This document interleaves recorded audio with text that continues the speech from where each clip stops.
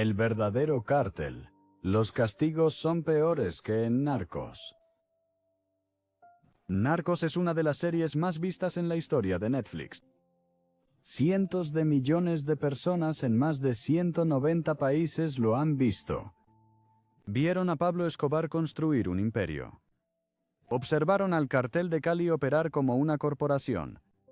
Observaban a agentes de la DEA perseguir a hombres casi mitológicos por su riqueza y brutalidad. Y cuando terminó, la mayoría de esos espectadores se fueron creyendo que entendían cómo era realmente la guerra contra las drogas. No lo hicieron. El propio creador de la serie dijo a The Hollywood Reporter en 2016 que Narcos es 50-50 en cuanto a ficción y realidad. La mitad de lo que la gente vio como historia fue inventada, y la otra mitad real seguía siendo una versión pulida y televisiva de unos hechos que, comparados con el registro documental, parecen casi amables. Lo que describen las acusaciones federales, lo que confirmaron los investigadores forenses, y lo que el testimonio judicial registró oficialmente, es significativamente peor que cualquier cosa que haya aparecido en ese programa. Hoy vamos a ver exactamente cuánto peor. Sección 1. La sala de tortura. Narcos muestra un sótano. Los Chapitos construyeron un rancho. En Narcos y Narcos México, los interrogatorios de los cárteles son rápidos y cinematográficos. Alguien es capturado, golpeado y le ponen un arma en la sien. Quizás 5 minutos en pantalla. El mensaje es claro: los cárteles son violentos, los cárteles son peligrosos. Pero la violencia siempre tiene un principio y un fin que se ven venir. Un personaje sufre, la escena corta, la siguiente comienza. Para lo que el programa nunca preparó a nadie es para lo que una acusación federal de Estados Unidos de 2023. Los hijos de El Chapo, Ovidio Guzmán López, Jesús Alfredo Guzmán Salazar e Iván Archibaldo Guzmán Salazar, conocidos colectivamente como los Chapitos, dirigieron las operaciones del cártel de Sinaloa tras la extradición de su padre a Estados Unidos en 2017. No solo eran herederos de un imperio narco, construyeron sus propios sistemas de control, y uno de ellos era un rancho en Navolato, Sinaloa, propiedad de Iván. El rancho no era un escondite, no era un almacén, era un lugar dedicado al interrogatorio, la tortura y el asesinato de enemigos. El Departamento de Justicia reveló la acusación en abril de 2023 como parte de una investigación sobre tráfico de fentanilo descrita por fiscales federales como la operación de tráfico de fentanilo más grande, violenta y prolífica del mundo. Además de los cargos por drogas, los fiscales detallaron específicamente lo que les ocurrió a las personas llevadas a ese rancho. Allí llevaron a traficantes rivales. Agentes de la ley fueron llevados allí. ¿Cualquiera sospechoso de lealtad a una facción rival era llevado allí? Una vez dentro, el proceso seguía un patrón. Torturaron a los cautivos para obtener información. Los métodos incluían insertar un sacacorchos directamente en el tejido muscular de la víctima, para luego arrancarlo. Luego, se introdujeron chiles picantes en las heridas abiertas. También fueron introducidos en las fosas nasales de la víctima. Se utilizó electrocución. Se utilizó el submarino. La acusación describe específicamente un incidente que involucra a 2 agentes federales mexicanos capturados en 2017. Uno fue interrogado y asesinado. El otro fue torturado frente a los Chapitos por sicarios del cártel, un grupo conocido como los Ninis, durante unas 2 horas. El sacacorchos se le clavaba en los músculos y se arrancaba repetidamente. Colocaron chiles picantes en las heridas abiertas y en su nariz. Luego fue ejecutado a tiros por el propio Iván Archibaldo Guzmán Salazar. Ambos agentes fueron luego abandonados cerca de un motel junto a una carretera próxima al rancho. Esto no es una dramatización. Estas son las palabras de fiscales federales presentadas en un documento judicial de Estados Unidos. Tras extraer información de los cautivos, estos eran ejecutados. La acusación señala que, mientras muchos fueron fusilados, otros fueron arrojados, vivos o muertos, a los tigres. Los tigres pertenecían a Iván y Alfredo.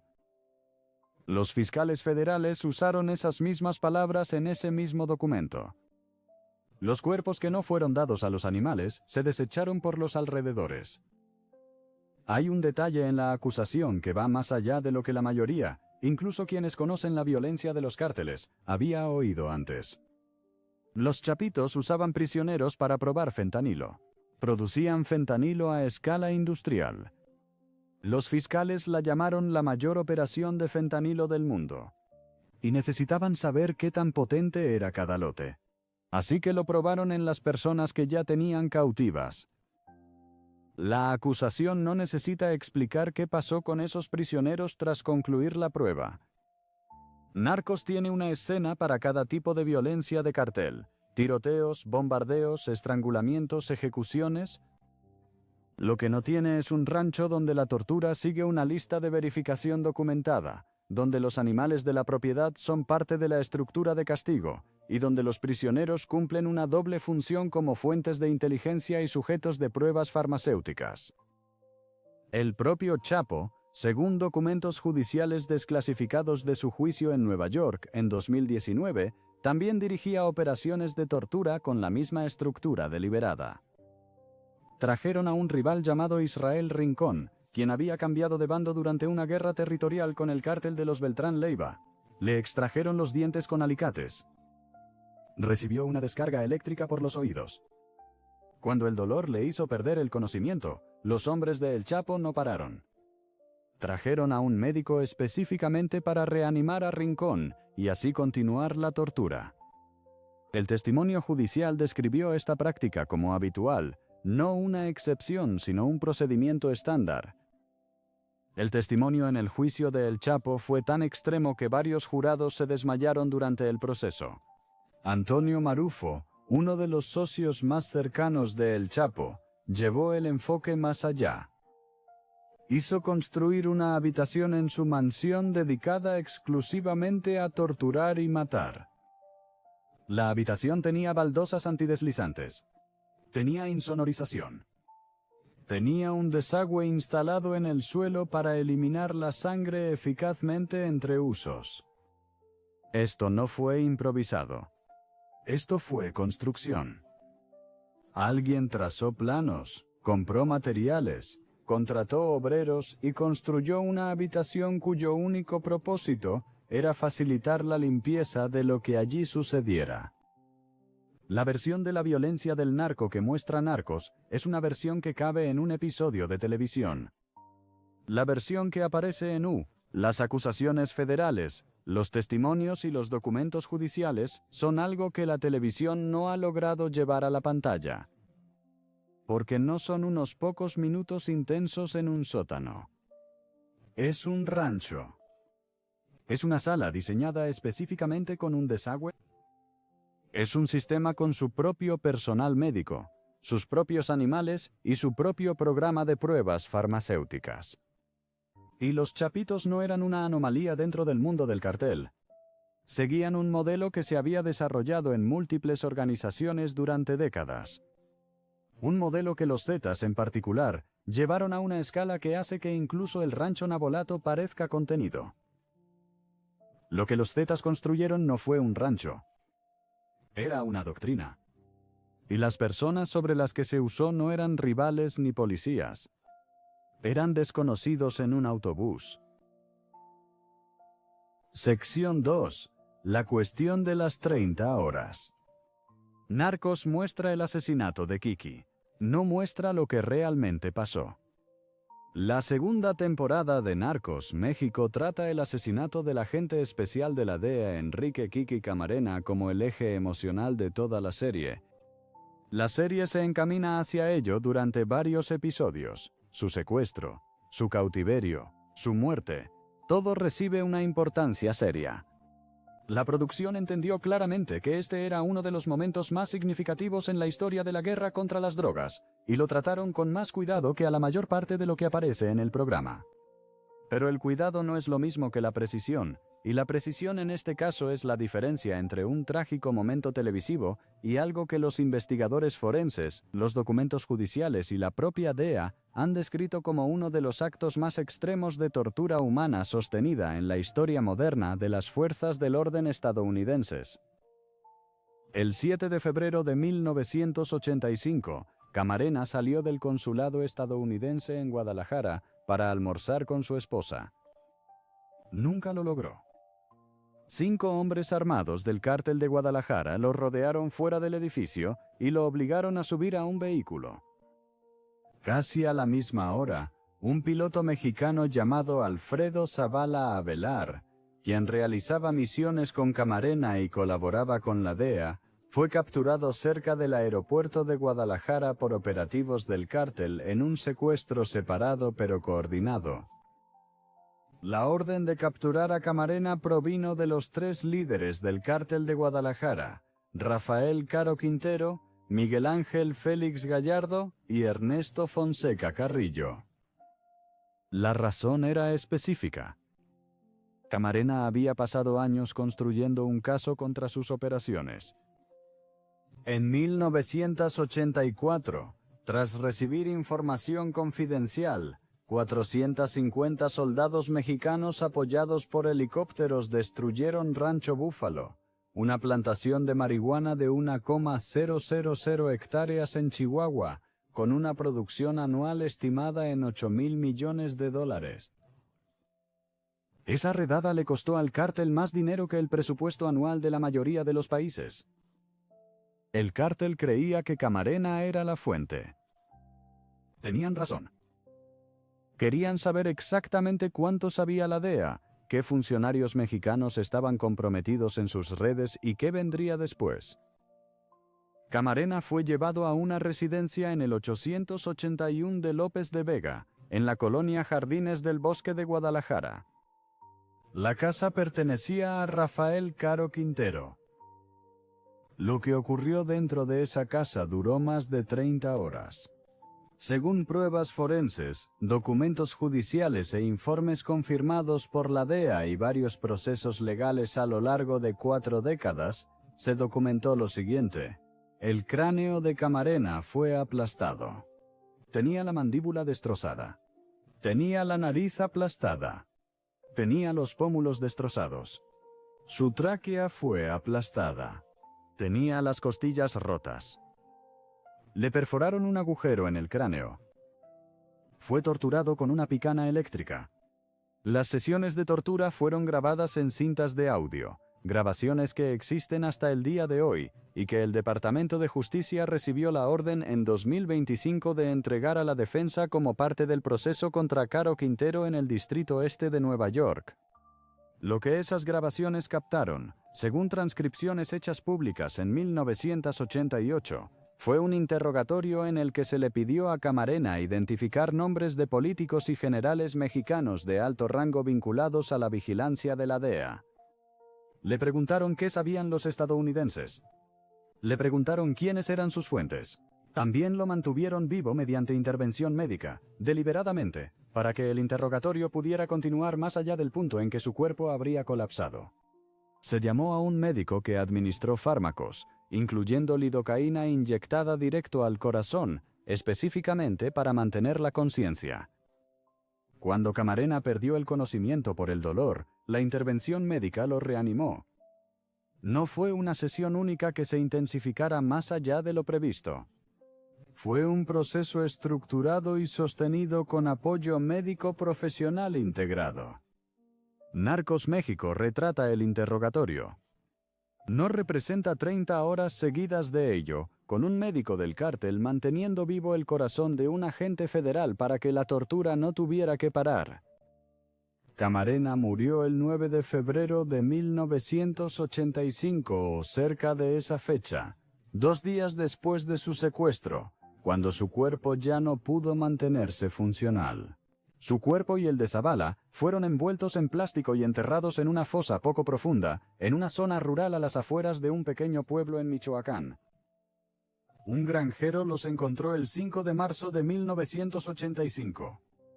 Para entonces, sus restos estaban muy descompuestos. La identificación requirió examen forense. La respuesta de la DEA fue inmediata e histórica.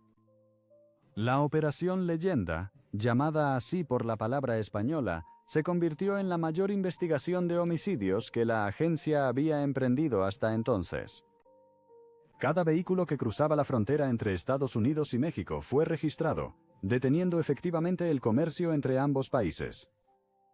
La DEA reconoció después que ningún otro suceso ha tenido un impacto más significativo en la agencia que el secuestro y asesinato de Camarena.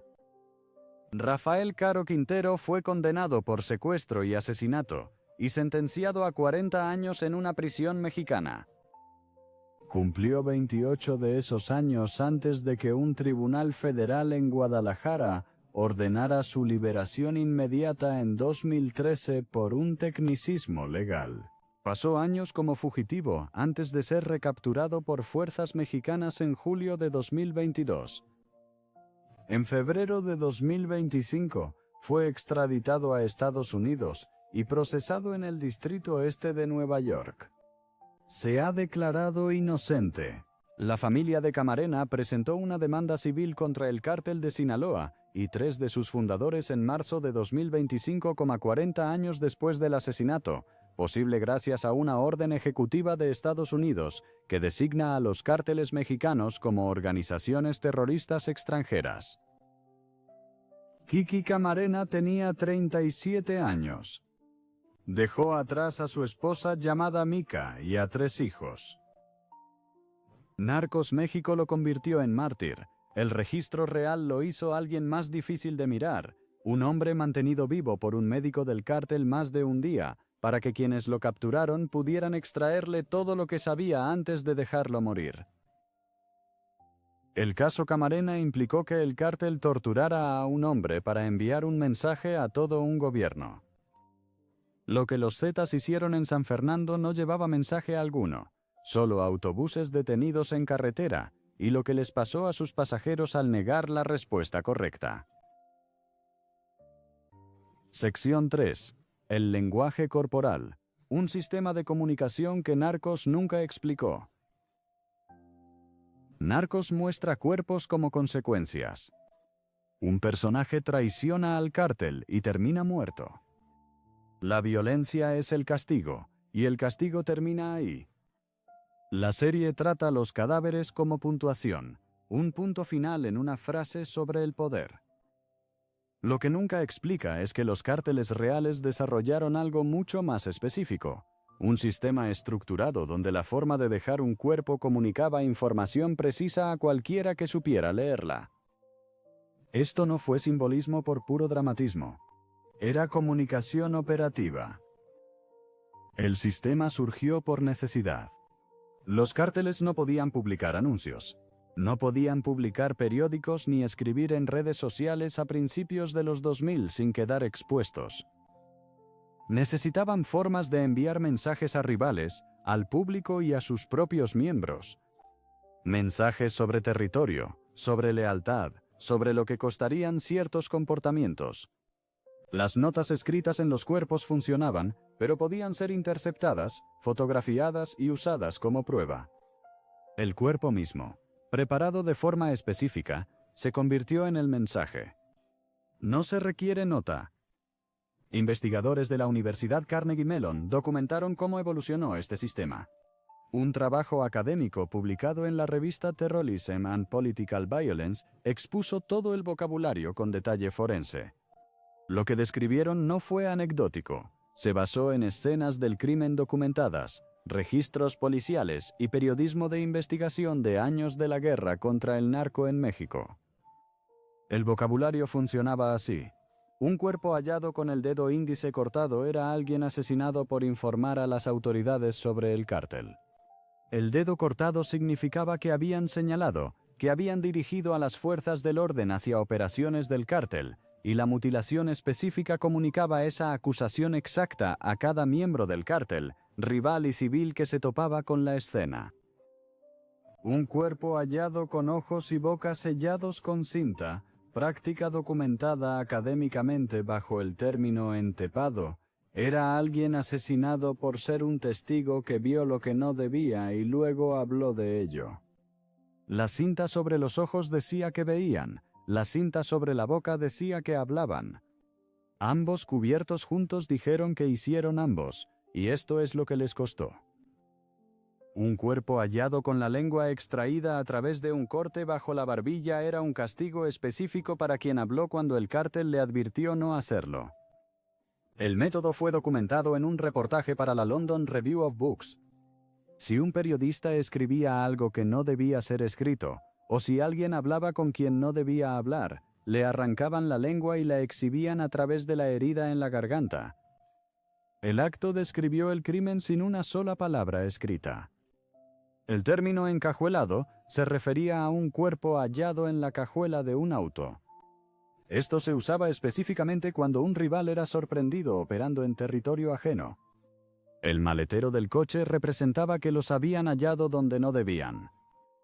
Encobijado significaba un cuerpo envuelto en una cobija, una advertencia dirigida a un grupo específico más que una exhibición pública general.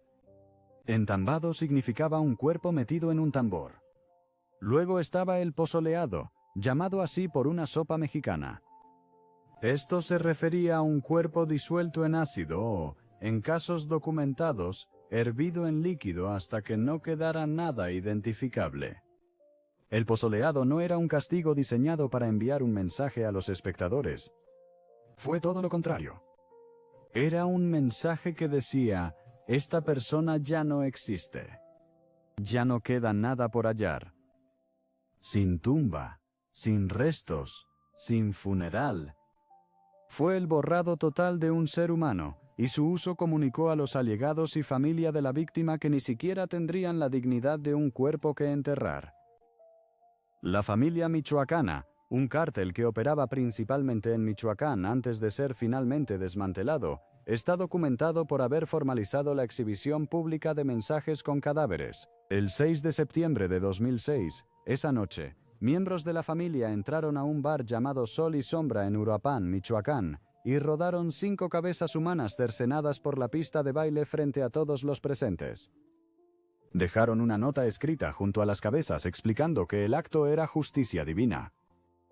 Esto está documentado en la literatura académica, el periodismo y los registros policiales como el momento en que el mensaje con cadáveres pasó de ser una comunicación dirigida entre organizaciones criminales a una declaración pública de control territorial orientada a la población civil. Desde ese punto, la práctica se extendió por todo cartel importante. Se convirtió en el procedimiento habitual, no porque fuera eficiente en el sentido tradicional, sino porque funcionaba. Eludió todo canal de comunicación que pudiera ser monitoreado, censurado o controlado. Puso el mensaje directamente ante el público al que iba dirigido, en una forma que no podía ignorarse ni suprimirse. La magnitud de este sistema, documentada por el propio gobierno mexicano, es concreta. Entre diciembre de 2018 y agosto de 2024, un periodo de casi 6 años, las fiscalías y secretarías de seguridad mexicanas registraron 2,531 decomisos de narcopancartas en 20 estados. Durante ese mismo periodo, 752 cadáveres fueron hallados junto o cerca de esos mensajes. Estas son cifras gubernamentales, recopiladas bajo leyes de transparencia mexicanas y publicadas por el medio de investigación Cartel Insider en octubre de 2024. El estado con mayor número de cuerpos hallados cerca de narcomensajes fue Zacatecas, con 330 casos documentados en ese periodo de 6 años. En enero de 2010, la familia usó el sistema sin matar a nadie. Tras torturar a 6 hombres acusados de cometer delitos en su territorio, los obligaron a caminar en silencio por un cruce en Zamora, Michoacán, portando carteles escritos a mano que decían «Soy una rata, y por eso la familia me castigó, y esto va para todos los delincuentes». La familia está aquí. Ciudadanos, no nos juzguen. Estamos limpiando su ciudad. Los hombres estaban vivos. Sus cuerpos golpeados y los carteles en sus manos eran el mensaje. Ese día no hizo falta cadáver. Narcos nunca llegó a explicar nada de esto porque no es violencia televisiva. Es lingüística. Es un sistema de comunicación funcional construido enteramente por cuerpos humanos. Y las formas específicas en que esos cuerpos fueron preparados, exhibidos y posicionados para un público concreto. Y cada sección de ese sistema tenía un autor distinto. Los Zetas escribían en un dialecto distinto al del cártel de Sinaloa. Los Zetas no usaban cuerpos como lenguaje. Los usaron como geografía, apilados en fosas de 10 pies, cubiertos con retroexcavadora y dejados bajo tierra en números que tomó años contar. Sección 4. El guiso. El castigo que los narcos nunca mostraron. Narcos y sus derivados muestran ejecuciones como el cine de acción siempre las ha mostrado. Se alza un arma, se aprieta el gatillo, alguien cae. La violencia es brutal, pero también instantánea, un final repentino para la historia de una persona. Incluso cuando la serie muestra una brutalidad más prolongada, avanza tan rápido que el espectador nunca debe soportar el peso real de lo que implica matar de forma metódica. Miguel Ángel Treviño Morales no trabajaba de esa manera. Treviño Morales, conocido en los Zetas por su alias Z40, se convirtió en una de las figuras más temidas del cártel en la historia documentada de la guerra contra el narcotráfico en México. Ascendió en los Zetas durante la época en que la organización se transformaba de brazo ejecutor del Cártel del Golfo a su propio imperio criminal independiente, una transformación impulsada por completo por una disposición a usar violencia a una escala y en formas que incluso otros cárteles consideraban extremas. Cuando los Zetas se separaron del Cártel del Golfo en febrero de 2010, necesitaron establecer dominio rápidamente en territorios donde antes operaban como subordinados. Z40 fue fundamental para lograrlo. La Marina Mexicana lo capturó en julio de 2013 en Tamaulipas. Lo que siguió fue la documentación de un método de asesinato usado por años en territorio de los Zetas. Una que investigadores, periodistas y procesos legales han confirmado con tal detalle que tiene nombre propio: el guiso. El método involucraba un barril de 55 galones de los usados en todo el México industrial para almacenar aceite, químicos y combustible. Una persona viva fue colocada dentro del tambor. Entonces, ocurrió una de dos cosas. El cártel vertía un líquido inflamable en el bidón y lo prendía, quemando viva a la persona dentro del contenedor. O bien aplicaban calor bajo el tambor y hervían a la persona dentro. Ambas variantes han sido documentadas. Ambos fueron usados por Z40 y sus subordinados contra rivales, presuntos informantes y miembros que violaron las reglas o perdieron la confianza del mando. El bidón de 55 galones no fue elegido al azar. Era práctico. Contenía el cuerpo durante el proceso. Facilitó la eliminación después. También hizo visible el acto de una forma específica. El tambor se volvió un símbolo que cobró significado propio una vez que la práctica fue conocida. Encontrar un tambo en ciertas zonas de Tamaulipas y Nuevo León durante los años de mayor control de los Zetas comunicaba algo a las comunidades locales sin necesidad de explicaciones. Z40 fue arrestado y responsabilizado por al menos 72 asesinatos solo en la masacre de San Fernando de 2010, un evento aparte tratado en la siguiente sección. Pero la documentación de El Guiso iba mucho más allá de aquel único incidente. Su papel en el uso sistemático de este método fue clave para que el gobierno mexicano considerara su captura un momento importante en la guerra contra las drogas. Ha estado bajo custodia mexicana desde 2013. Su hermano, Omar Treviño Morales, quien lo sucedió como líder de los Zetas, fue capturado en 2015.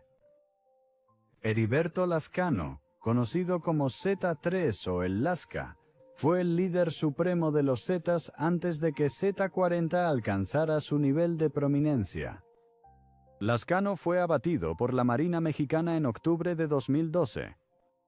Mientras vivía, sus métodos para tratar con enemigos fueron documentados mediante reportajes de investigación y registros policiales.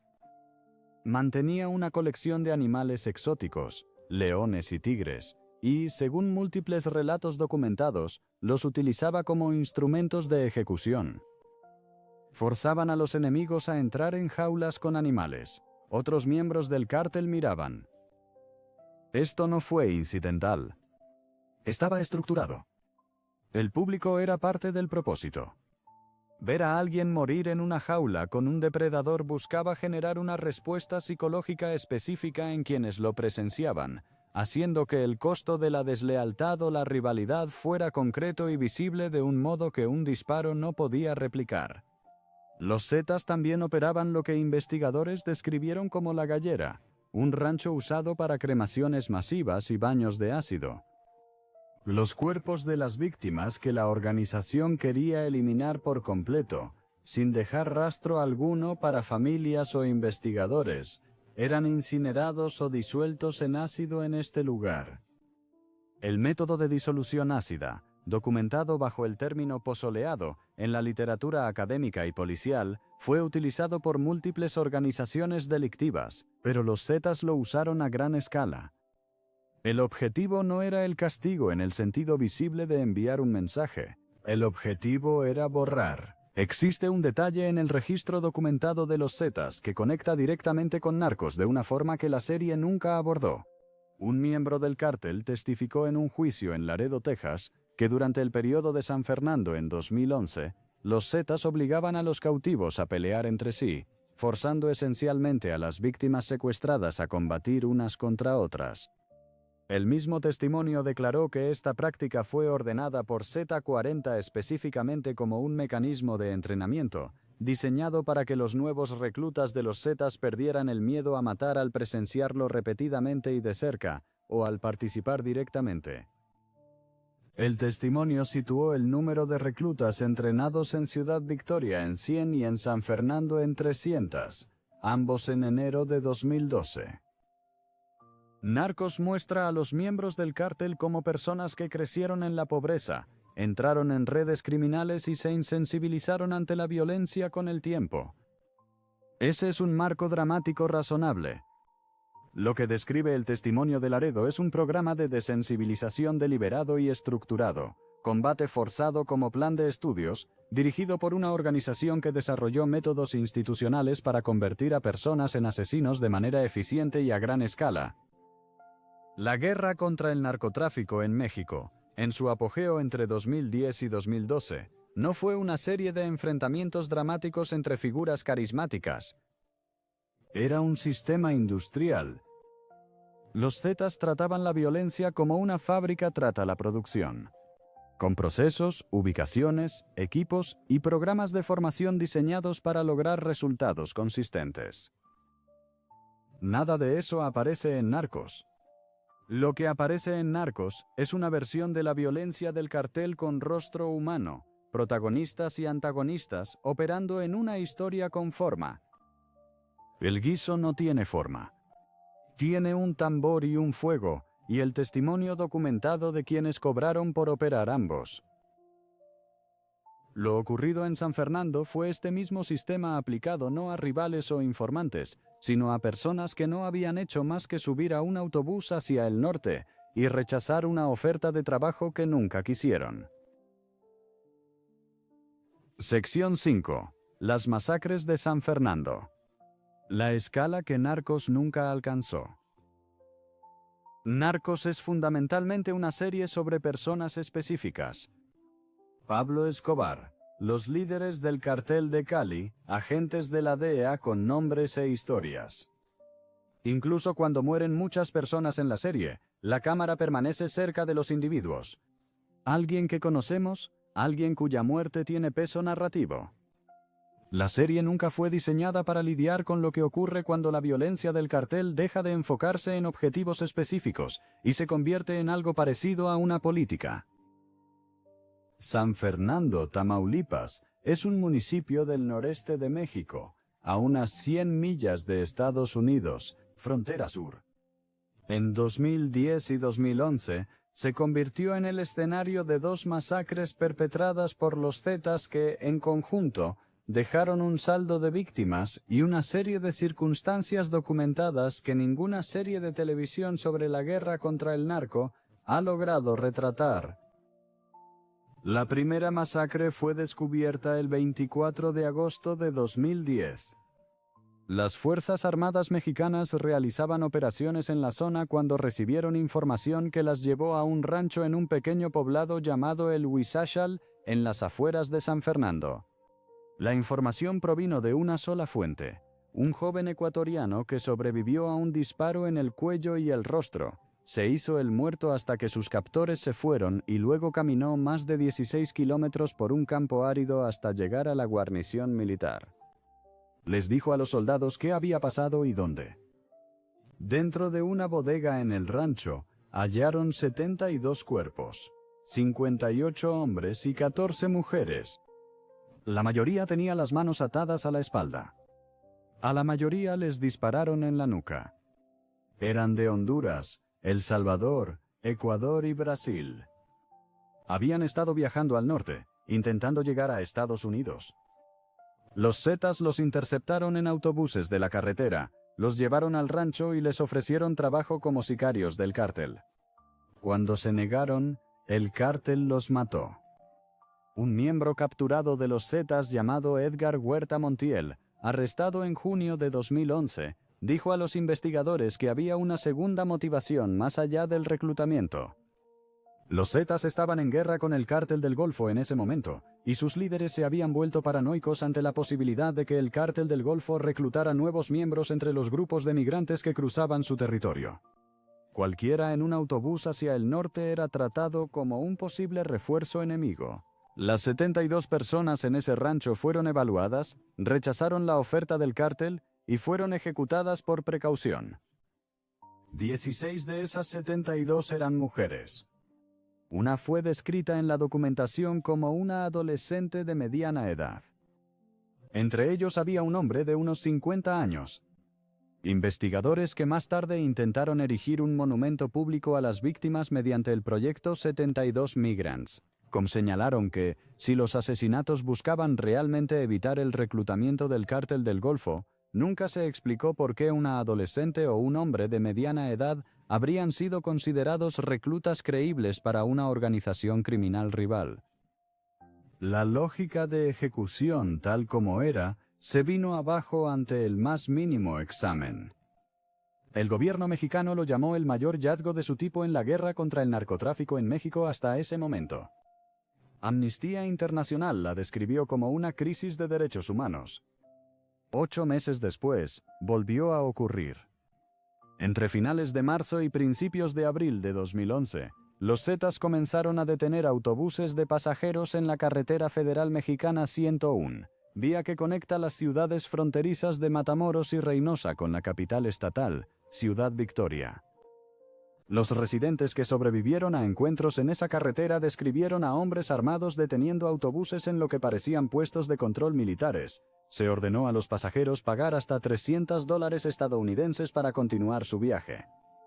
Quienes no podían pagar o eran sospechosos de tener vínculos con el cártel del Golfo por los estados de donde venían, eran bajados de los autobuses. Los soldados que investigaban los reportes de pasajeros desaparecidos hallaron los primeros cuerpos a finales de marzo de 2011. Para cuando concluyó la excavación completa, las autoridades mexicanas habían hallado 193 personas enterradas en 47 fosas clandestinas cerca de San Fernando. Las 2 tumbas más grandes tenían 10 pies de profundidad. Cada uno contenía unos 45 cuerpos apilados uno sobre otro. Los cubrieron con una retroexcavadora. La autopista 101, que los residentes locales ya llamaban la autopista de la muerte. Se había cobrado otras 193 vidas en cuestión de semanas. ¿El total entre ambas masacres? 265 muertos documentados. En 2 eventos. En el mismo municipio. Con 8 meses de diferencia. Un teniente de los Zetas llamado Martín Omar Estrada Luna, alias El Kilo, fue arrestado el 17 de abril de 2011, en Ciudad Victoria. Los investigadores determinaron que él fue personalmente responsable de al menos 217 asesinatos en el área de San Fernando. Esa cifra, 217 personas atribuidas a un solo hombre en una región, no generó una cobertura significativa fuera de México ni en medios especializados. En 2014, la Procuraduría General de México desclasificó documentos que confirmaban lo que muchos investigadores sospechaban. La policía local de San Fernando colaboraba con los Zetas durante ambas masacres. El memorando desclasificado, obtenido por el Archivo de Seguridad Nacional en Washington, D.C., centésima, mediante leyes de transparencia mexicanas, declaró que la policía local actuó como vigía y ayudó en la interceptación de personas en todos los casos documentados. 17 elementos de la policía de San Fernando fueron finalmente detenidos en relación con los asesinatos. Para junio de 2011, Huerta Montiel, el hombre que ordenó la primera masacre, confesó a los investigadores durante su interrogatorio que más de 600 cuerpos estaban enterrados en fosas clandestinas cerca de San Fernando. Las autoridades mexicanas nunca confirmaron esa cifra. Dejaron de contar en 265 tras los 2 eventos documentados. En abril de 2024, 18 exmiembros de los Zetas fueron sentenciados formalmente por un juez federal por su participación en la masacre de 2010. La sentencia llegó 14 años después de hallar los cuerpos. Narcos pasó 3 temporadas preparándose para las muertes de personajes específicos. San Fernando registró 265 muertes documentadas de personas cuyos nombres tomó años establecer, cuyas familias los buscaron sin ayuda estatal y cuyos asesinos fueron protegidos por las mismas fuerzas policiales que debían investigar los crímenes. La dimensión médica de la violencia del cártel, la extensión clínica deliberada del sufrimiento, estuvo presente en San Fernando, pero alcanzó su forma más concentrada y documentada en casos individuales donde una sola persona fue mantenida con vida no por días, sino por todo el tiempo que el cártel necesitó. Eso es lo que cubre la siguiente sección, no la violencia masiva, sino la práctica específica de usar conocimientos médicos para asegurar que una persona sufriera el mayor tiempo posible, y lo que el registro documentado muestra sobre cuán rutinariamente se aplicaba esa práctica. Sección 6. El médico en la sala. Personal médico como instrumentos de tortura. Narcos tiene una relación bastante directa con la medicina. En la serie, los médicos curan a miembros heridos del cártel tras los tiroteos. Extraen balas, suturan heridas, mantienen operativos a los agentes valiosos para que la misión continúe. La dimensión médica de la vida en el cártel en la serie es puramente defensiva, un sistema de apoyo para quienes el cártel desea mantener vivos. El registro documentado muestra una segunda función que el programa nunca abordó. Los cárteles no solo usaban personal médico para mantener vivos a los suyos, los usaban para mantener vivas a sus víctimas. Específicamente, para extender la tortura más allá de los límites biológicos que un cuerpo humano sin asistencia podría sobrevivir. El ejemplo documentado más claro de esto es Kiki Camarena, tratado en la sección 2. Pero el caso Camarena no fue único en este sentido. Fue el ejemplo mejor documentado de una práctica que aparece en múltiples organizaciones de cárteles, en diversos periodos, confirmada mediante testimonios judiciales, acusaciones federales y pruebas forenses. En el juicio de El Chapo en Nueva York en 2019, el jurado escuchó testimonios sobre los procedimientos estándar usados durante los interrogatorios del cártel de Sinaloa. El testimonio describió lo ocurrido a Israel Rincón, un hombre que trabajó para el Chapo y luego cambió de bando durante la guerra territorial contra el cártel de los Beltrán Leiva. Rincón fue llevado a interrogatorio. Le extrajeron los dientes con alicates. Recibió una descarga eléctrica en los oídos. En algún momento de la sesión, el dolor le hizo perder el conocimiento. El interrogatorio no había terminado. Trajeron a un médico para reanimarlo. Una vez que Rincón recobró el sentido, la tortura continuó. Se informó al tribunal que este patrón, tortura hasta la inconsciencia, reanimación médica, tortura reanudada, no fue una improvisación puntual. Se describió como un procedimiento estándar, algo que ocurría de forma rutinaria durante los interrogatorios del cártel de Sinaloa. El testimonio del juicio fue tan extremo que varios jurados se desmayaron durante las sesiones en un tribunal federal de Brooklyn. La razón de esta práctica es sencilla. La información extraída bajo tortura solo es útil si la persona torturada está lo suficientemente consciente para proporcionarla. Si un cautivo pierde el conocimiento antes de que los interrogadores obtengan lo que necesitan, la sesión ha fracasado en su objetivo principal. Un médico capaz de revivir a la persona, restaurando suficiente función biológica para reanudar el interrogatorio, resolvió ese problema. El entrenamiento médico no se aplicó a estas víctimas por preocupación por su bienestar, se les aplicó porque hacía el interrogatorio más eficiente. La acusación contra los Chapitos de 2023 añade otra dimensión médica que va más allá del interrogatorio. Según los Estados Unidos, según documentos del Departamento de Justicia, prisioneros en el rancho de Navolato fueron usados para probar la potencia de lotes de fentanilo del cártel de Sinaloa. El cártel fabricaba fentanilo, a lo que los fiscales federales describieron como la mayor escala del mundo. Las pruebas de potencia en un opioide sintético requieren saber cuánto de un lote dado produce una respuesta fisiológica específica en el cuerpo humano. Los Chapitos usaban cautivos para este fin. La aplicación de conocimientos farmacéuticos a un prisionero vivo, medir la dosis, observar la respuesta, determinar umbrales de letalidad, es una forma de procedimiento médico. Es una grotesca, realizada sin consentimiento, en personas que no tenían forma de rechazarla. Pero es estructurado, metódico y depende de los mismos principios básicos de farmacología que rigen las pruebas de drogas legítimas. Antonio Marufo, uno de los lugartenientes más fieles de El Chapo, llevó la dimensión médica de la tortura hacia otro rumbo. Según relatos documentados de sus operaciones, Marufo mandó construir en su mansión una habitación diseñada específicamente para interrogar, torturar y matar. La habitación estaba insonorizada. El suelo tenía baldosas antideslizantes y un desagüe integrado para eliminar la sangre entre sesiones sin dejar rastro alguno. Este nivel de construcción, planificar el drenaje, la insonorización, materiales de superficie que pudieran limpiarse eficazmente, refleja la aplicación de conocimientos prácticos al uso sostenido de un espacio para actos de violencia repetidos.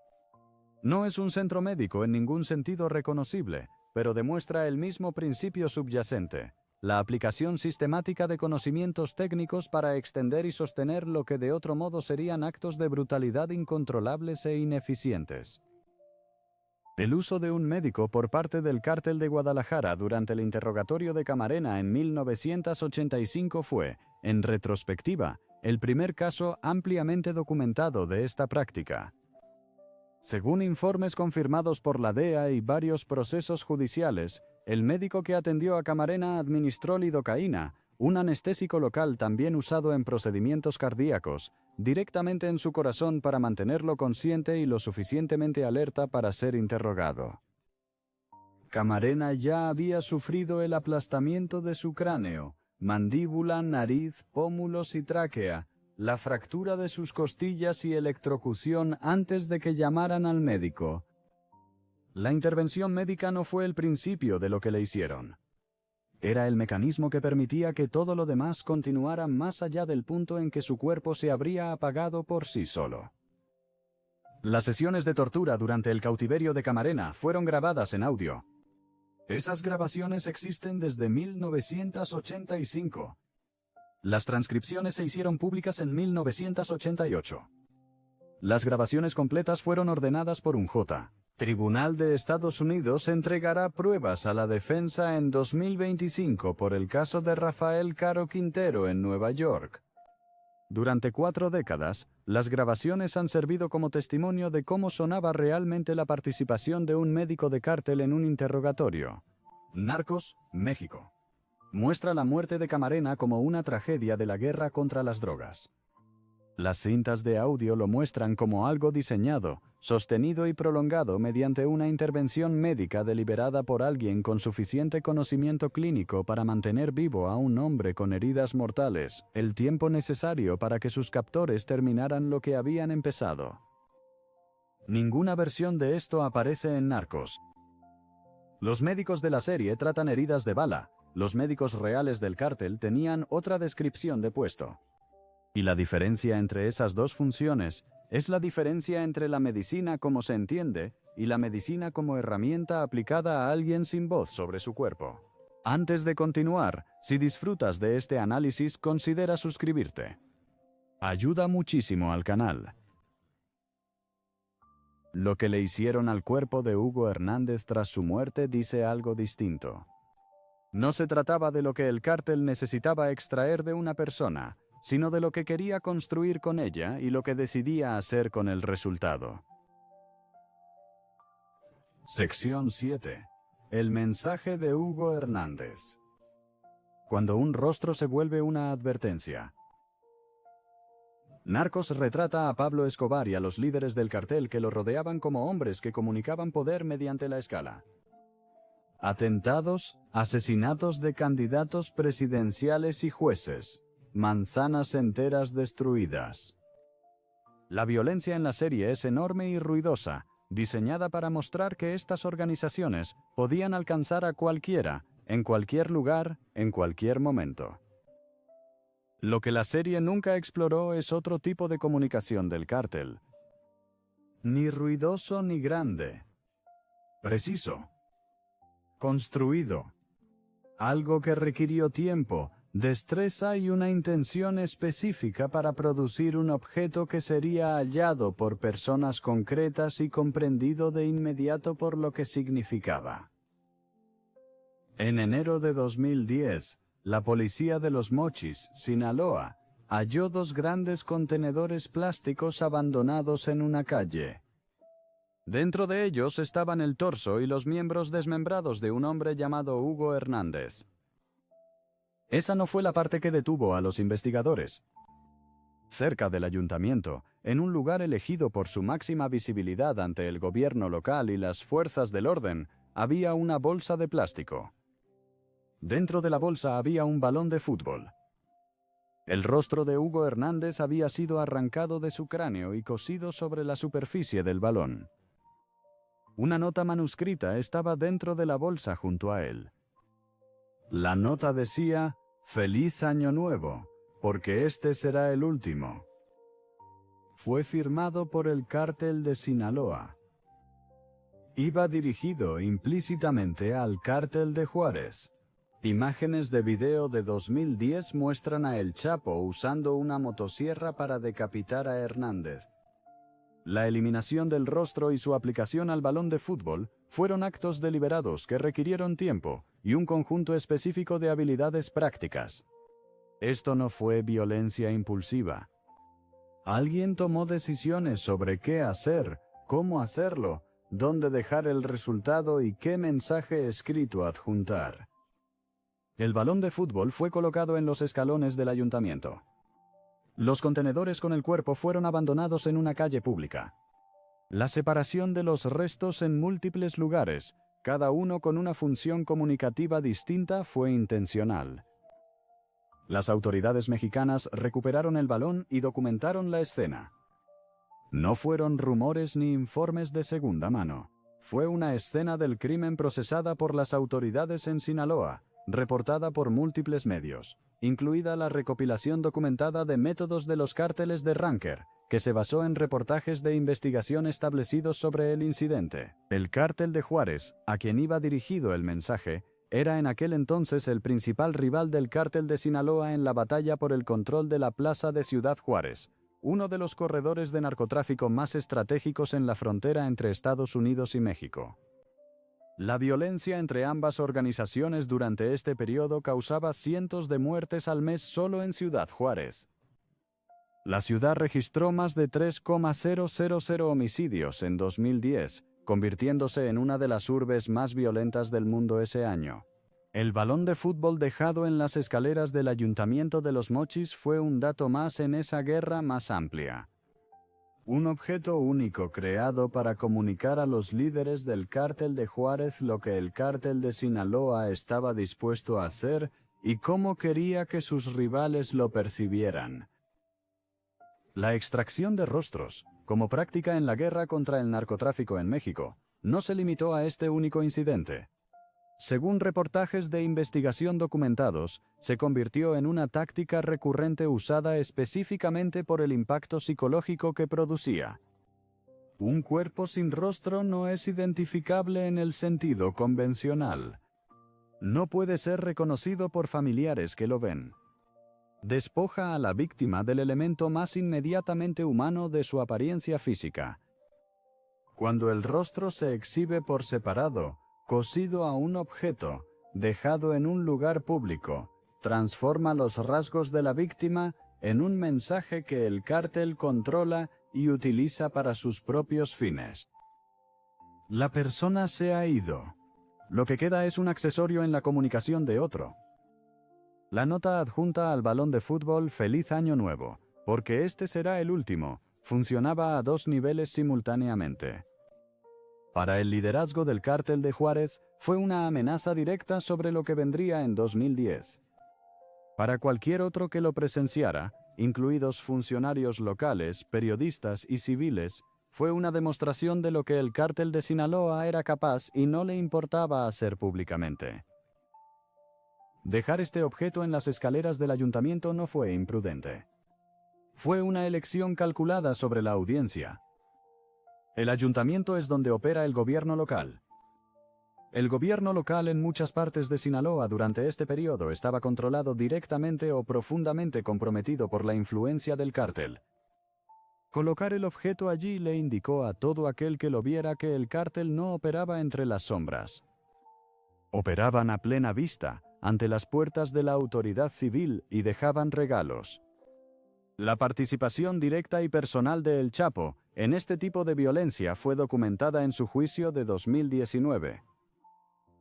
Más allá del caso Hernández, testigos del juicio describieron cómo golpeó a dos personas con una rama hasta que, en palabras de un testigo, sus cuerpos parecían muñecos de trapo por tantos huesos rotos. Luego hizo que los arrojaran a una hoguera. Otro relato lo sitúa ordenando que disparen a un jefe de cártel rival sin matarlo para luego enterrarlo vivo y que se asfixie lentamente. Un testigo llamado Isaías Valdez Ríos describió el estado de un hombre retenido por la organización de El Chapo. Tenía quemaduras de plancha de ropa en la espalda. Su camisa se había fundido a su piel por el calor. Tenía quemaduras de encendedor de coche por el cuerpo y los pies quemados. A este hombre lo dejaron en una estructura de madera en ruinas días antes de que El Chapo decidiera enterrarlo. Estos relatos provienen de testigos que declararon bajo juramento en un tribunal federal de Brooklyn. Forman parte del registro oficial de Estados Unidos contra Joaquín Archibaldo Guzmán Loera. Narcos mostró a Pablo Escobar como un hombre que ordenaba violencia a gran escala, pero que mantenía cierta distancia de ella personalmente. Un jefe que dirigía en lugar de participar. El historial documentado de El Chapo muestra algo distinto. Un hombre que estuvo presente, involucrado e ingenioso en lo que estaba dispuesto a hacerle a otros seres humanos con sus propias manos. El balón de fútbol dejado en las escaleras del Ayuntamiento de Los Mochis requirió que alguien tomara decisiones específicas sobre su elaboración y exhibición. Los tigres mantenidos en el rancho de Navolato por los hijos de El Chapo requerían que alguien tomara decisiones específicas sobre infraestructura, qué animales adquirir, cómo albergarlos y qué papel desempeñarían en cómo el cártel trataba a las personas que capturaba. Sección 8. Narcos mostró los hipopótamos de Escobar. Los cárteles reales tenían tigres a los que alimentaban con personas. Narcos presenta el zoológico privado de Pablo Escobar en Hacienda Nápoles como una ventana a su extraordinaria riqueza y su necesidad de exhibirla. Los hipopótamos están ahí, los animales exóticos están ahí. La serie trata el zoológico como un detalle del personaje, prueba de un hombre tan rico y ajeno a las consecuencias comunes que pudo construir un parque natural privado en la Colombia rural y poblarlo con animales de otros continentes. Tras la muerte de Escobar, sus hipopótamos escaparon al río Magdalena y comenzaron a reproducirse. Para 2024, la población de hipopótamos de Colombia, descendiente de los 4 animales originales de Escobar, creció a unos 169 individuos, extendiéndose por sistemas fluviales y convirtiéndose en un problema ecológico que las autoridades colombianas aún gestionan. Ese detalle, los hipopótamos que sobrevivieron al cartel, se volvió una especie de abreviatura cultural del exceso de Escobar. Lo que no figuraba en el registro documentado era un arma. Los hipopótamos de Escobar fueron incidentales a su violencia. Vivían en su finca. Eran costosos. Eran toda una declaración. Sin embargo, no hay casos documentados de Pablo Escobar usando sus animales de zoológico como instrumentos de castigo o ejecución. Los animales y la violencia operaban en partes separadas de su mundo.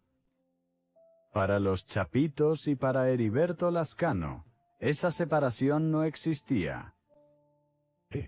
Es la acusación del Departamento de Justicia presentada en abril de 2023 contra Ovidio Guzmán López, Jesús Alfredo Guzmán Salazar e Iván Archibaldo Guzmán Salazar, contiene una alegación específica sobre lo que ocurría con los cautivos retenidos en el rancho de Navolato, Sinaloa, tras finalizar los interrogatorios.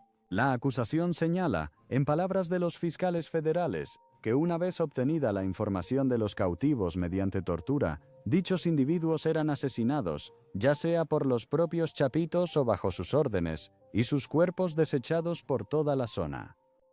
Luego afirma que, si bien muchas de estas víctimas fueron fusiladas, otras fueron arrojadas, vivas o muertas, a los tigres de Iván y Alfredo. ¿Vivo o muerto? Esa frase figura en un documento de un tribunal federal estadounidense. Los tigres no eran una excentricidad que casualmente se ubicaba cerca de un lugar donde también ocurría violencia. Formaban parte del proceso de eliminación. Para algunos cautivos, tras concluir el interrogatorio y decidir su ejecución, el método de asesinato o desecho consistía en entregarlos a los animales. Que la persona estuviera muerta al ocurrir esto, o aún viva, dependía de las decisiones que los Chapitos o sus asociados tomaran en ese preciso momento. La acusación no especifica un patrón consistente, pues las pruebas no establecieron uno. Lo que estableció fue que ambos sucesos, alimentar tigres con un cadáver y alimentar tigres con una persona viva, ocurrieron en ese lugar. Iván y Alfredo Guzmán Salazar poseían los tigres. Esto no era un secreto dentro del cártel. La posesión de animales exóticos entre altos mandos de los cárteles está documentada en múltiples organizaciones como símbolo de estatus, riqueza y la realidad práctica de que, en las regiones donde operaban, adquirir y mantener animales peligrosos era algo que podían hacer sin interferencia significativa de las autoridades. Los tigres del rancho Navolato no estaban ocultos. Eran propiedad. Heriberto Lascano operaba de otra forma. Como líder supremo de los Zetas hasta su muerte en octubre de 2012, Lascano está documentado por reportajes de investigación y registros policiales como poseedor de leones y tigres como parte de sus bienes personales. Según múltiples relatos documentados, Lascano obligaba a sus enemigos a entrar en jaulas con sus animales exóticos, ante otros miembros del cártel como audiencia. La distinción de lo que hicieron los Chapitos es estructural. En el rancho Navolato, Los animales aparecen en los registros documentados como un método de eliminación. ¿Qué ocurría con los cuerpos o las personas una vez tomadas las decisiones? En la práctica documentada de Lascano, los animales eran la ejecución misma. La jaula era el lugar. Los demás miembros presentes eran el público para quien se ejecutaba el acto. Ambos usos, eliminación y ejecución, reflejan la misma realidad subyacente, que es que estos animales estaban integrados en cómo estas organizaciones específicas trataban a categorías específicas de personas. Esto no es lo mismo que poseer animales exóticos porque eres rico y quieres exhibir esa riqueza. Los hipopótamos de Escobar eran exhibición. Los tigres en Nabolato y en las jaulas de Lascano eran funcionales. El patrón general de posesión de animales exóticos entre figuras de los cárteles mexicanos está documentado en múltiples casos. Los informes de la DEA y las fuerzas del orden de Sinaloa, Tamaulipas y Jalisco de la década de 2010 contienen referencias a animales exóticos, grandes felinos en particular, hallados en propiedades registradas en relación con actividades de los cárteles. En algunos casos, los animales fueron incautados. En otros, ya habían sido trasladados antes de que llegaran las autoridades. El efecto práctico de mantener grandes animales depredadores en un lugar destinado a la detención e interrogatorio, independientemente de si fueron usados directamente contra los cautivos, es que su presencia era conocida por cualquiera retenido allí. No hace falta documentación para entender lo que ese conocimiento le hacía a una persona retenida e interrogada allí. Narcos construyó todo un lenguaje visual en torno al exceso de Escobar. Los aviones privados, el dinero enterrado en muros, los hipopótamos en Hacienda Nápoles. El programa usó esos detalles para comunicar algo sobre la magnitud de lo que el dinero de la cocaína podía comprar en la Colombia de los años 80. Los tigres de Nabolato comunican algo distinto. No fueron comprados para demostrar riqueza. Formaban parte de un sistema operativo documentado en una acusación federal, utilizado contra seres humanos de formas que una producción televisiva sobre la guerra contra las drogas jamás ha retratado y posiblemente ni siquiera podría. La brecha entre los hipopótamos de Escobar y los tigres de los Chapitos es la brecha entre la violencia del cartel como la entendía el espectáculo y la violencia del cartel como la documentaron los fiscales federales 40 años después. Lo que cubre la siguiente sección es la brecha más fundamental de todas. No lo que hicieron los cárteles, sino lo completa y deliberadamente que los creadores de la serie admitieron que no contaban la historia completa. ¿Y cómo se ve el registro documentado cuando se elimina la dramatización por completo? Sección 9. El lenguaje corporal que reemplazó a las palabras. Los cárteles de narcos dejaban notas. Los cárteles reales se volvieron las notas. Narcos trata la comunicación del cártel como algo que ocurre entre personas. Reuniones en cuartos traseros, llamadas rastreadas por la DEA, notas escritas intercambiadas entre intermediarios, amenazas entregadas cara a cara. La serie entiende la guerra contra las drogas como un conflicto entre organizaciones que se comunicaban por medios convencionales, usando la violencia cuando la comunicación fallaba. Lo que la serie nunca mostró es un sistema paralelo que surgió en México desde mediados de los 2000, donde la violencia misma era la comunicación, estructurada con tal precisión que actos específicos tenían significados concretos, legibles para cualquiera que conociera el código. Esto no era metáfora. Era un lenguaje funcional con su propia gramática, documentado por académicos, fuerzas del orden y periodistas de investigación que pasaron años descifrándolo. El sistema surgió de un problema práctico. Los cárteles que operan a la escala de los Zetas, el cártel de Sinaloa y la familia michoacana necesitaban enviar mensajes constantemente a sus rivales sobre el territorio, a las poblaciones locales sobre su comportamiento y a sus propios miembros sobre las consecuencias de la deslealtad. Los mensajes escritos en las escenas del crimen funcionaban, pero creaban pruebas. Podrían ser fotografiados, analizados y usados en procesos judiciales. También podrían ser suprimidos. Los periódicos mexicanos, durante los años álgidos de la guerra contra el narco, fueron objeto de amenazas directas de los cárteles. Mataron a reporteros, intimidaron a editores y las publicaciones aprendieron que cubrir ciertas historias tenía consecuencias letales. Un cártel no podría garantizar que un mensaje escrito dejado en la escena del crimen llegara a su audiencia si la prensa temiera reportarlo. Un cuerpo preparado de forma específica no podía ser suprimido.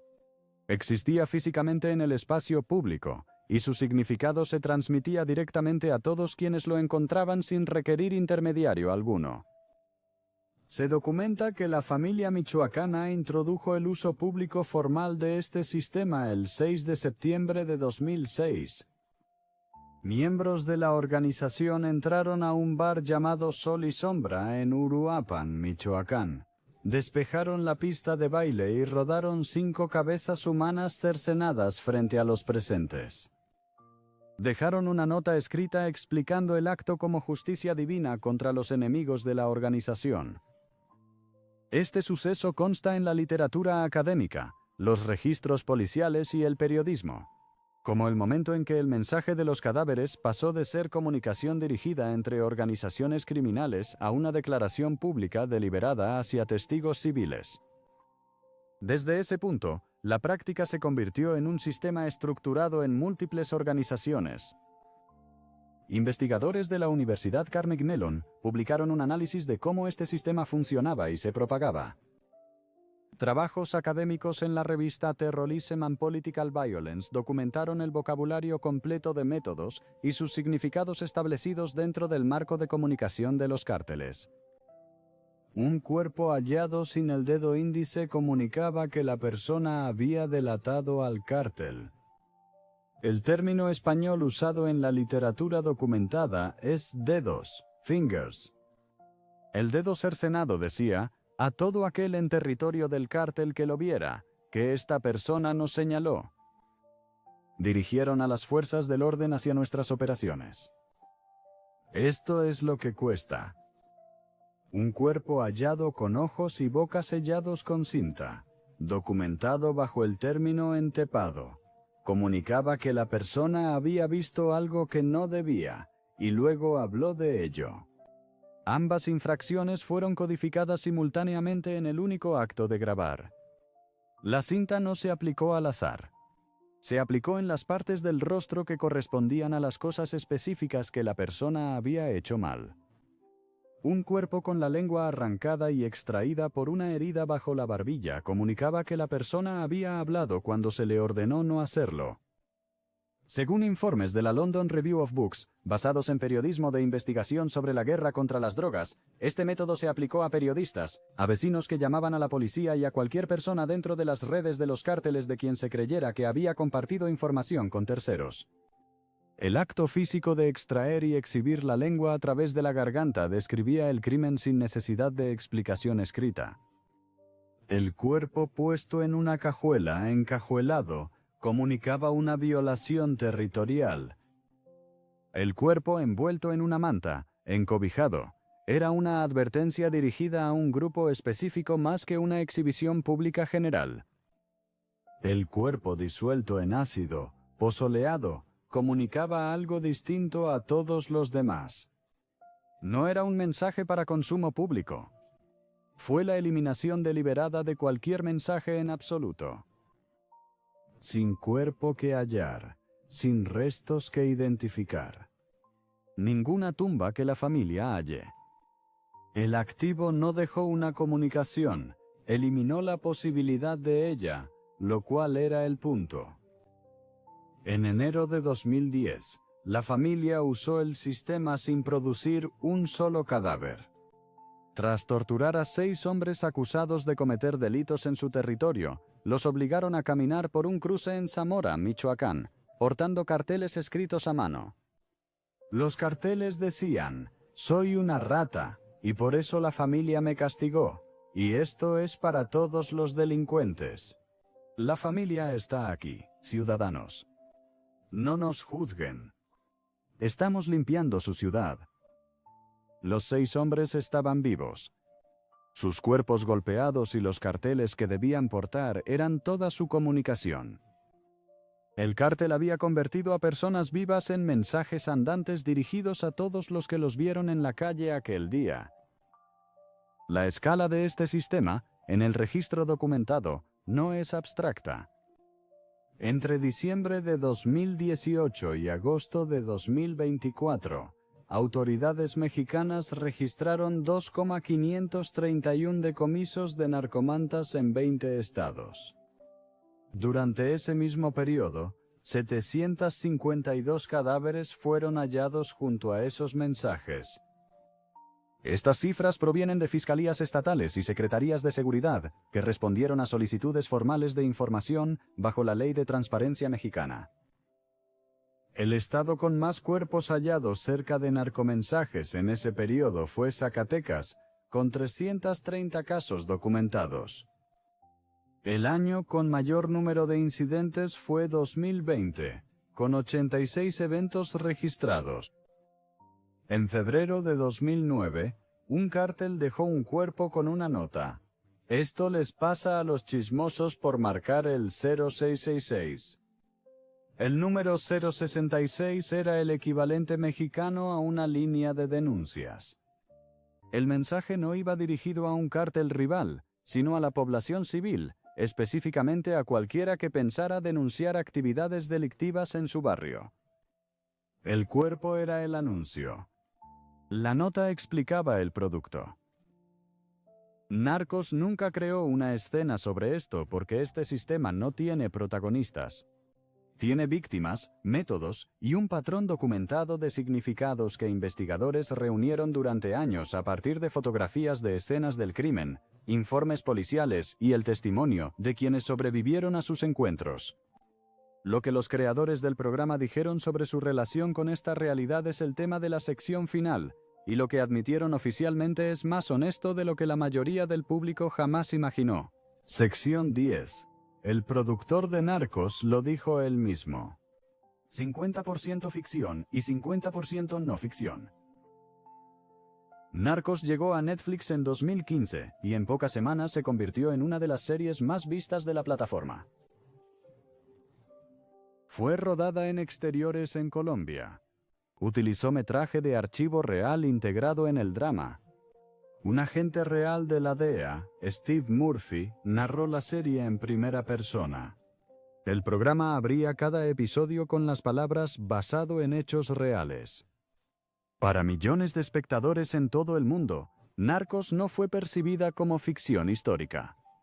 Se vivió como la historia de lo que realmente ocurrió. En 2016, el productor de Narcos, Eric Newman, se sentó con The Hollywood Reporter y describió su propia serie en términos que la mayoría de esos espectadores nunca escucharon. Dijo directamente que Narcos es 50-50 en cuanto a ficción y no ficción. Mitad ficción, mitad realidad. De la persona responsable de hacerlo. Esa confesión no llegó tan lejos como el programa. Narcos llegó a más de 190 países en su primer año. La entrevista de The Hollywood Reporter llegó a los lectores de Hollywood Reporter. El resultado es que la versión de la guerra contra las drogas que cientos de millones de personas absorbieron como esencialmente documental fue, según su propio creador, construida sobre unos cimientos igualmente inventados y reales. Y nadie observando podía distinguir cuál mitad era cuál. Las impresiones en Narcos no son menores. El hijo de Pablo Escobar, Sebastián Marroquín, nacido Juan Pablo Escobar, quien cambió su nombre tras la muerte de su padre, y escribió un libro sobre sus experiencias, titulado Pablo Escobar, mi padre, publicó una detallada entrada en Facebook en 2016 enumerando 28 imprecisiones específicas de la serie. No era una figura periférica quejándose de un detalle menor del personaje. Él era hijo de Pablo Escobar, estuvo presente en muchos eventos que la serie retrató y analizó la producción punto por punto. Entre sus correcciones documentadas, su padre no mató personalmente al coronel de policía que la serie presenta como su víctima. Su madre nunca tuvo ni disparó un arma, aunque la serie muestra que ella adquiere y usa una. La CIA no fue responsable de formar a los Pepes, el grupo de vigilancia que casó a Escobar en la etapa final de su vida. Marroquín afirmó que fue Fidel Castaño quien formó a los Pepes, con la complicidad del cartel de Cali y las autoridades locales. Calificó de invención total la representación de su abuela acusando a su madre de traicionar a Pablo. Afirmó que, en realidad, eran su abuela paterna y sus hijos quienes contactaban secretamente al cartel de Cali. La Wiki de Narcos, que rastrea inexactitudes históricas en todas las temporadas y derivados del programa, contiene una lista documentada que abarca cada temporada. Entre los errores verificados, Javier Peña, el agente de la DEA interpretado por Pedro Pascal durante 3 temporadas, no investigó realmente al cartel de Cali. Su participación en la investigación de Cali fue inventada para mantener a Pascal en la serie tras la salida de Wagner Moura, quien interpretaba a Escobar. La carrera del verdadero Peña no llegó al caso Cali. El programa lo trasladó allí porque Pascal se había vuelto popular entre el público y la producción quería retenerlo. José Santa Cruz Londoño, alto mando del cartel de Cali retratado en la serie, fue abatido por la policía colombiana en la vida real. Narcos muestra que fue asesinado por Carlos Castaño Gil, un líder paramilitar. Franklin Jurado, un lavador de dinero vinculado al cartel de Cali, fue arrestado en Luxemburgo en 1990. La serie sitúa su arresto en Curazao en 1994, 4 años después, en otro país. La serie también muestra a Jurado siendo asesinado en prisión. Él no fue asesinado. Cumplió 2 años de su condena y fue liberado por buena conducta. No se trata de compresiones dramáticas ni de simplificaciones razonables hechas para narrar. Son eventos específicos, arrestos, muertes, lugares, que el programa situó incorrectamente en el registro histórico al presentar la serie como basada en hechos reales. El spin-off Narcos, México contiene su propia capa documentada de inexactitudes. La wiki de Narcos documenta que la serie retrata incorrectamente la disolución del cártel de Guadalajara tras el arresto de Félix Gallardo.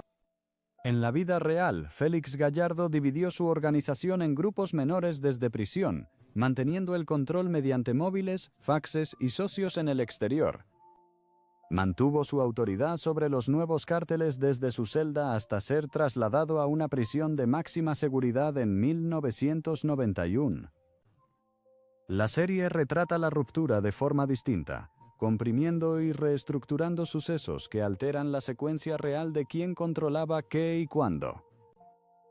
La situación de Pedro Pascal por sí sola ilustra algo importante sobre cómo se construyó realmente Narcos. Los productores del programa identificaron a un actor cuya actuación conectaba con el público. Luego reestructuraron el historial real de la carrera de un agente de la DEA para mantener a ese actor en la serie. El verdadero Javier Peña estaba vivo y disponible. Había trabajado como consultor en el programa.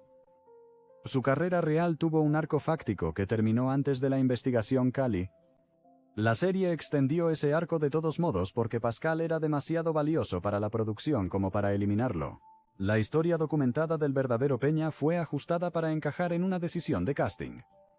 Así es como se ve el 50-50 en la práctica. No es una serie mayormente precisa con algunas escenas inventadas por motivos dramáticos. Es una serie donde el reparto moldea el registro histórico retratado, donde personas reales son mostradas haciendo cosas que no hicieron y muriendo de formas en que no murieron, y donde quien dirige la producción la describió públicamente como mitad ficción, mientras la publicidad la presentaba como basada en hechos reales. Nada de lo tratado en las 9 secciones anteriores de este video aparece en Narcos. La tortura médica de 30 horas a un agente federal. El rancho en Nabolato donde alimentaban tigres con cautivos. Las 2 masacres de San Fernando que dejaron 265 muertes documentadas en fosas comunes. El sistema de lenguaje corporal con su vocabulario documentado de dedos cercenados y bocas selladas. La sala de tortura diseñada con un desagüe en el suelo. El médico del cártel manteniendo vivo al moribundo para seguir el interrogatorio. Nada de eso. No porque los guionistas ignoraran que la guerra contra las drogas era extrema, sino porque el registro documental de lo que ésta produjo no es algo que quepa en un drama televisivo, ni siquiera en uno que se defina como mitad ficción. El programa dio al mundo una versión de esta historia que podía ver. Los documentos, las acusaciones, los informes forenses y el testimonio judicial dieron al mundo la versión que realmente ocurrió. Si disfrutaste este análisis, asegúrate de suscribirte. Gracias por ver, y nos vemos en el próximo.